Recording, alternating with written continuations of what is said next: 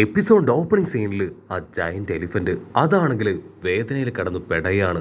ഇവിടെ ആ ജാക്ക് വില്ലനും അവന്റെ ടീമും അവരാണെങ്കിൽ ഒരു ദാക്ഷിണ്യവും കാണിക്കാതെ അച്ചറം പൊച്ചറം ആ ആനയുടെ കാല് തന്നെ അങ്ങനെ നിർത്താതെ ഷൂട്ട് ചെയ്തുകൊണ്ടേയിരിക്കും. ആനയാണെങ്കിൽ ഇപ്പൊ വേദന സഹിക്കാനാവാതെ മുൻപോട്ടേക്കും പുറകോട്ടേക്കും സൈഡിലേക്കും ഒക്കെ നീങ്ങാൻ ശ്രമിക്കുകയാണ്. അതേസമയം ഇവിടെ ഐലാൻഡിലുള്ളവരും നമ്മുടെ ആൾക്കാരും എല്ലാവരും ആനയുടെ മൂവ്മെന്റ്സിനനുസരിച്ച് ഓരോ ഭാഗത്തേക്ക് അങ്ങനെ തെറിച്ചു വീഴും. ചിലര് കടലിലേക്ക് പോകും, ബിൽഡിങ്ങുകൾ തകർന്നു വീഴും, കാടൊക്കെ ഇളകി മറിയും. മൊത്തത്തില് അവിടെ ദുരന്തങ്ങൾ സംഭവിച്ചു കൊണ്ടേയിരിക്കുകയാണ്. പക്ഷെ ലൂഫിക്കാണെങ്കിൽ അതിനെല്ലാം ഉപരിയായിട്ട് എന്തോ ഒരു ശബ്ദം കേൾക്കുകയാണ്. അവൻ എത്രയൊക്കെ ശ്രമിച്ചിട്ടും അതാരാണെന്ന് മനസ്സിലാക്കാനായിട്ട് കഴിയില്ല. അവൻ ഒരുപാട് തവണ ആ ശബ്ദത്തിൽ നിന്ന് ഒഴിഞ്ഞു മാറാനായിട്ട് ശ്രമിക്കും. പക്ഷെ അതാണെങ്കിൽ കൂടുതൽ ശക്തിയിൽ അവന്റെ ചെവിയിൽ അങ്ങനെ മുഴങ്ങി കേൾക്കുകയാണ്. കൺട്രോൾ പോയ ലൂഫി അവൻ ഉച്ചത്തിൽ നിലവിളിക്കും, ആരാടാ, ധൈര്യം ഉണ്ടെങ്കിൽ എന്റെ മുൻപിലേക്ക് വാ, എനിക്ക് നിങ്ങളുടെ ശബ്ദം മാത്രമേ കേൾക്കാൻ കഴിയുന്നുള്ളൂ, എന്നോട് എന്തെങ്കിലും പറയാനുണ്ടെങ്കിൽ എന്റെ മുൻപിൽ വന്നു നിന്ന് എന്നോട് ഡയറക്റ്റ് സംസാരിക്കേ. ലൂഫിയുടെ ഈ നിലവിളിയും പരാക്രമവും ഒക്കെ കണ്ട് നമ്മുടെ നാമി എന്തായി പറയണേ, ഇവിടെ ആരും പ്രത്യേകിച്ച് ശബ്ദമൊന്നും ഉണ്ടാക്കുന്നില്ല, എങ്ങനെയെങ്കിലും ഇവിടെയുള്ള ജനങ്ങളെ നമുക്ക് പ്രൊട്ടക്ട് ചെയ്യണമെന്ന് പറയും. അതിന് ലൂഫി അവനാണെങ്കിൽ തറപ്പിച്ചു പറയും, ഞാനൊരു പ്രത്യേക ശബ്ദം വലിയ ശബ്ദത്തിൽ കേൾക്കുന്നുണ്ടെന്ന്. ലൂഫി മാത്രമല്ല മൊമന്റോസ്കിയും ലൂഫി കേൾക്കുന്നത് പോലെ തന്നെ വലിയ ശബ്ദത്തിൽ ആരുടെയോ ശബ്ദം കേൾക്കുകയാണ്. അതേസമയം ആ രണ്ട് കിങ്ങുകള് അവരാണെങ്കിൽ അത്ഭുതത്തോടു കൂടെ ലൂഫിയെ നോക്കുകയാണ്. അവർക്ക് ഓൾറെഡി ഈ ഒരു ശബ്ദത്തെ കുറിച്ച് അറിയാം. അതെങ്ങനെ ലൂഫിയെ കൊണ്ട് കേൾക്കാൻ സാധിക്കുന്നു എന്നാണ് അവർക്ക് മനസ്സിലാവാത്തത്. അപ്പോഴായിരിക്കും ആ പെട്രോ കാര്യം പറയാ. ആക്ച്വലി കോൾറെഡി റോജർ, ഓഡൻ അങ്ങനെ അവരെല്ലാവരും ഇതുപോലുള്ള ശബ്ദം കേട്ടിരുന്നു. ആക്ച്വലി ഈ ശബ്ദം അത് വളരെ ലൗഡായിരിക്കും, മാത്രമല്ല അതിന് റിപ്ലൈ ചെയ്യാനായിട്ട് കഴിയില്ല. അത് കേട്ട് ഇപ്പൊ ലൂഫി അവനങ്ങനെ വണ്ടർ അടിക്കുകയാണ്. അടുത്ത നിമിഷം ആ ഐലാൻഡ് വീണ്ടും ഇളകി മറിയും. അത് കണ്ട് നമ്മുടെ ആൾക്കാരെല്ലാവരും ജനങ്ങളെ എല്ലാ അപകടത്തിൽ നിന്നും പ്രൊട്ടക്ട് ചെയ്ത് ഒരു പ്രത്യേക സ്ഥലത്തേക്ക് കൊണ്ടുവരും. അപ്പോഴാണെങ്കിൽ ഒരു ജയന്റ് മരം നേരെ കട പൊഴുകി വീഴുകയാണ്. അത് കണ്ട സോറോ അവന്റെ സ്ക്വാഡ് ഉപയോഗിച്ച് ആ മരം അച്ചറം പൊച്ചറം വെട്ടി പീസാക്കും. റൈസോ ആണെങ്കിൽ ആളുടെ പവർ ഉപയോഗിച്ച് ഒരുപാട് അപകടങ്ങളെ തടയുകയാണ്.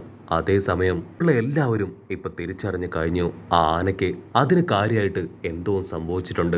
ആരോ അതിനെ അറ്റാക്ക് ചെയ്യാണ്. അത് കണ്ടുപിടിച്ച് അതിനെ പ്രൊട്ടക്ട് ചെയ്തിട്ടില്ല എങ്കിൽ വലിയ അപകടം സംഭവിക്കും. മറ്റൊരു ഭാഗത്ത് സാമുറായിയും കാഞ്ചറോയും അവർ രണ്ടുപേരും ചേർന്ന് മൊമന്റോസ്കിയെ അവന് സേഫ് ആക്കാനായിട്ട് അടുത്തേക്ക് ഓടി വരും. പക്ഷെ മൊമന്റോസ്കി ആണെങ്കിൽ ഒരുപാട് വേദനയിൽ അങ്ങനെ പെടയാണ്. മാത്രമല്ല ഇത് ഒരു പ്രത്യേക തരത്തിലുള്ള വിഷ്വല് അതങ്ങനെ അവന്റെ മൈൻഡിലേക്ക് തെളിഞ്ഞു വരും.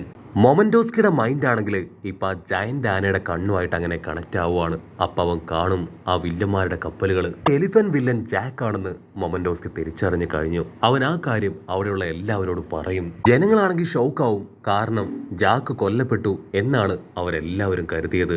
അവർക്കിപ്പോ ഉറപ്പാവും എലിഫന്റ് വില്ലൻ ജാക്കും അവന്റെ ആൾക്കാരും ചേർന്ന് ഈ ഒരു ഐലാൻഡ് മുഴുവനായിട്ടും നശിപ്പിക്കുമെന്ന്. ഇവിടെ മൊമന്റോസ്കി അവരാ വില്ലന്മാരുടെ ഡയറക്ഷനും അവരുടെ അറ്റാക്കിംഗ് സ്റ്റൈലും അങ്ങനെ എല്ലാ കാര്യങ്ങളും സ്പെസിഫിക് ആയിട്ട് അവർക്ക് പറഞ്ഞു കൊടുക്കും. കാറ്റ് കിങ് ആണെങ്കിൽ കാഷ്വലായിട്ട് പറയും, ഒരു കുഴപ്പമില്ല, ആ വില്ലനെ നമ്മുടെ കൈകൊണ്ട് നമ്മൾ കൊല്ലും, ഇപ്പൊ തന്നെ നമ്മുടെ കപ്പലുകൾ അവിടേക്ക് ഇറക്കാനായിട്ട് പറയും. അത് കേൾക്കേണ്ട താമസം അവരെല്ലാവരും കപ്പലിറക്കാൻ ഉഷാറായിട്ട് ഓടും. പക്ഷെ എന്താ, ആ ആന അങ്ങനെ മൂവ് ചെയ്യുന്നത് കൊണ്ട് തന്നെ അവർ ഓരോ ഭാഗത്തേക്ക് തെറിച്ച് വീണുകൊണ്ടേയിരിക്കുകയാണ്. അതേസമയം മൊമന്റോസ്കിക്കും നമ്മുടെ ലൂഫിക്കും അവർക്കാണെങ്കിൽ വീണ്ടും ആ ശബ്ദം വലിയ അളവില് അങ്ങനെ കേൾക്കാൻ കഴിയാണ്. സത്യത്തില് ആ ശബ്ദം അത് മറ്റാരുടെയോ അല്ല, ആ ആനയുടേതാണ്. അതാണെങ്കിൽ നമ്മുടെ ആൾക്കാരോട് പറയും, എത്രയും വേഗം എന്തെങ്കിലും ചെയ്യണം, എന്നെ കൊണ്ട് ഒരുപാട് നേരം പിടിച്ചു നിൽക്കാൻ കഴിയുമെന്ന് തോന്നുന്നില്ല. മൊമന്റോസ്കി ആണെങ്കിൽ വിളിച്ചു പറയും, ഈ ജയന്റ് എലിഫന്റ് അതാണ് എനിക്ക് എല്ലാ കാര്യങ്ങളും കാണിച്ചു തരുന്നതും എന്നോട് സംസാരിക്കുന്നതും. നമ്മൾ എത്രയും വേഗം എന്തെങ്കിലും ചെയ്തിട്ടില്ല എങ്കിൽ വലിയ അപകടം ഉണ്ടാവും. നമ്മുടെ ആൾക്കാരും അവിടെയുള്ളവരും എല്ലാവരും ഷോക്കാവുകയാണ്. കാരണം മറ്റൊന്നുമല്ല, മൊമന്റോസ്കിക്ക് ആനയുടെ ശബ്ദം കേൾക്കാം, അത് കാണിക്കുന്ന വിഷ്വൽസ് അത് കാണാം. പക്ഷെ നമ്മുടെ ലൂഫി അവനെ കൊണ്ടെങ്ങനെ അത് കേൾക്കാൻ കഴിയുന്നു? കാരണം മൊമന്റോസ്കി കേൾക്കുന്ന സെയിം ആ ആനയുടെ ശബ്ദം അത് ലൂഫിയും കേൾക്കുന്നുണ്ട്. അവൻ ആ കാര്യം എല്ലാവരോടും തുറന്നു പറയുകയും ചെയ്യും. നമ്മുടെ ആൾക്കാർക്കും അവിടെയുള്ളവർക്കും മനസ്സിലാവില്ല. അവരാണെങ്കിൽ മൊത്തത്തിൽ കൺഫ്യൂസ്ഡ് ആയിട്ട് പരസ്പരം നോക്കി നിൽക്കുകയാണ്. ആക്ച്വലി ഈ ആനയ്ക്ക് ഒരുപാട് വർഷങ്ങൾക്ക് മുൻപ് കിട്ടിയ ചെറിയൊരു പെനാൽറ്റിയാണിത്. അതായത് ഈ ആന ചെറിയൊരു തെറ്റ് ചെയ്തു, അന്ന് ഇതിന് പണിഷ്മെന്റ് ആയി കിട്ടിയതാണ്. എവിടെ നിൽക്കാൻ പാടില്ല, മുൻപോട്ടേക്ക് തന്നെ നടന്നുകൊണ്ടേയിരിക്കണം എന്നൊരു പണിഷ്മെന്റ്. ആ ആന അന്ന് മുതൽ ഇന്ന് വരെ ആ വാക്ക് അത് പാലിച്ചിട്ടുണ്ട്. ആനയാണെങ്കിൽ വീണ്ടും വീണ്ടും എന്തോ പെർമിഷൻ നമ്മുടെ ആൾക്കാരോട് ചോദിക്കും. പക്ഷെ നമ്മുടെ ആൾക്കാർക്ക് തിരികെ എന്ത് മറുപടി പറയണമെന്ന് അറിയില്ല. അതേസമയം വില്ലന്മാര് അവരാണെങ്കിൽ നിർത്താതെ ആനയെ ഷൂട്ട് ചെയ്ത് കൂടുതൽ കൂടുതൽ വീക്കാക്കി കൊണ്ടേയിരിക്കും. ആനയുടെ ലെഫ്റ്റ് കാല് അത് ഓൾമോസ്റ്റ് തകർന്നിരിക്കുകയാണ്. ഇനിയും ഇങ്ങനെ പോയാൽ അതിനധികം നേരം പിടിച്ചു നിൽക്കാൻ കഴിയാതെ വെള്ളത്തിലേക്ക് വീഴും. ആന വീണ്ടും വീണ്ടും മൊമന്റോസ്കിയോട് കെഞ്ചും, ദയവ് ചെയ്ത് ഈ ഒരു തവണയെങ്കിലും എനിക്ക് പെർമിഷൻ തരണം. തിരികെ എനിക്ക് ഇവറ്റകളോട് ഫൈറ്റ് ചെയ്യണം. എങ്കിൽ ഞാനും ഈ ഐലാൻഡിലുള്ള എല്ലാവരും കൊല്ലപ്പെടും. അത് കേട്ട് മൊമന്റോസ്കി ആണെങ്കിൽ ആന കമ്മ്യൂണിക്കേറ്റ് ചെയ്യുന്ന കാര്യം അത് അവിടെയുള്ള ജനങ്ങളോടും കിങ്ങിനോടും കാഞ്ചറയോടും സാമുറായോടും ഒക്കെ പറയും. ലൂഫി പറയും, അത് പറയുന്നത് എനിക്കും കേൾക്കാൻ കഴിയുന്നുണ്ട്. ഫൈറ്റ് ചെയ്യാൻ നിന്റെ പെർമിഷനാണ് അത് ആവശ്യപ്പെടുന്നത്.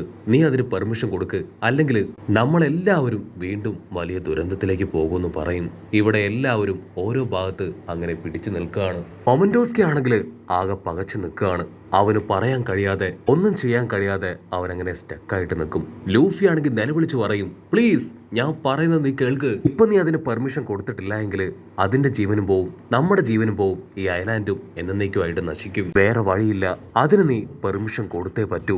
അത് കേൾക്കേണ്ട താമസം മൊമന്റോസ്കി അവനാകെ വിയർത്ത് കുളിച്ച് അവന്റെ സർവ്വശക്തി എടുത്ത് നിലവിളിച്ചു പറയും, ജയന്റ് എലിഫന്റ്, ഒരു കാരണവശാലും നമ്മുടെ ഐലാൻഡിന് ഒന്നും സംഭവിക്കാൻ പാടില്ല. അവരെ എല്ലാവരെയും നീ നിന്നെ കൊണ്ട് കഴിയും പോലെ നിന്റെ പവറും സ്ട്രെങ്ത്തും ഉപയോഗിച്ച് നശിപ്പിച്ചു കള. ആനയ്ക്കാണെങ്കിൽ അത് കേൾക്കേണ്ട താമസം ഭയങ്കര സന്തോഷം.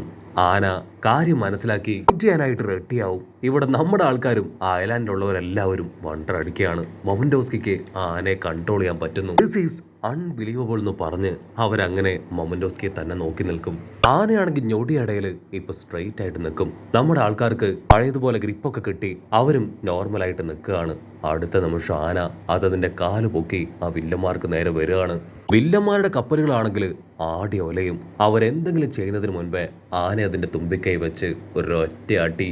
ആ ഒരു അടിയിൽ വില്ലന്മാരുടെ കപ്പലുകളെല്ലാം തന്നെ അച്ചറം പൊച്ചറം ഓരോ ഭാഗത്തേക്ക് തെറിച്ചു പോവാണ്.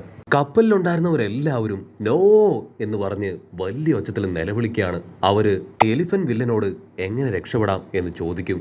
പക്ഷെ അപ്പോഴേക്കും ആ ജയന്റ് എലിഫന്റ് അത് വീണ്ടും അതിന്റെ തുമ്പിക്കൈ നീട്ടി ആ എല്ലാ കപ്പലുകളെയും അട്ടിച്ചു നുറുക്കി താഴെയിടും. കപ്പലിലുണ്ടായിരുന്ന എലിഫന്റ് വില്ലൻ അവനടക്കം എല്ലാവരും തവിട് പൊടിയായിട്ട് താഴെ വീഴുകയാണ്.